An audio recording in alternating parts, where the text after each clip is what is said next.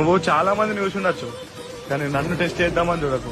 నువ్వు నెత్తిని ఎలా కొట్టుకున్నా నా మైండ్ సెట్ కి అస్సలు అర్థం కాదు.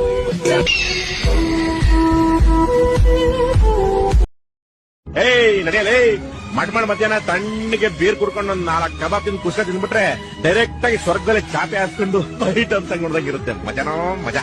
ಯಾವಾಗ್ಲೂ ತಿನ್ನು ಕುಡಿ ಇದೇ ಆಗೋಯ್ತು. ಮನುಷ್ಯ ಅವಳು ಮತ್ತಲ್ಲಿರ್ಬೇಕಣೋ. ಲೇ ರಾಣಿ ಕೈ ಕೊಟ್ಟಾಳಂತ ಮನಿ ಹಿಡಿದು ಕುಂದ್ರ ಮಕ್ಕಳ ನಾವಲ್ಲ.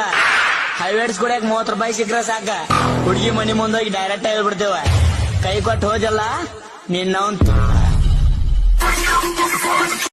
ಯಾವ ಗಲಾಟೆನೂ ಶಾಶ್ವತ ಅಲ್ಲ, ಯಾವ ಒಂದು ಮನಸ್ಥಿತಿನೂ ಶಾಶ್ವತ ಅಲ್ಲ, ಯಾವ ಕೋಪನೂ ಶಾಶ್ವತ ಅಲ್ಲ. ಶಾಶ್ವತ ಅಂದ್ರೆ ಯಾವ್ದು ಗೊತ್ತಾ?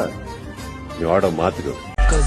ಕೆಲವೊಬ್ರಿಗೆ ಹಿಂದ ಆಸ್ತಿ ಇದೆ ಅಂತ ಹಾರಾಡ್ತಾರ, ನಮಗ್ ಹಿಂದ ಆಸ್ತಿ ಇಲ್ಲ, ಮುಂದ್ ಗಳಿಸ್ತೀವಂಬ ದಮ್ ಅದ ಅಂತ ಹಾರಾಡ್ತಾರ. ತಿಂಡಿ ಗ್ಯಾಂಗ್ ಕಟ್ಕೋಬಾ ಅಥವಾ ಲಂಗ ಕಟ್ಕೋಬಾ, ನಾವು ಗುರು ಕೊಡೋ ಶಿಷ್ಯ, ನೀನ್ ಹಿಂದೆ ನಡ್ಕೋಬಾ. ಯಾರಪ್ಪಂಗಿದ್ರಲ್ಲ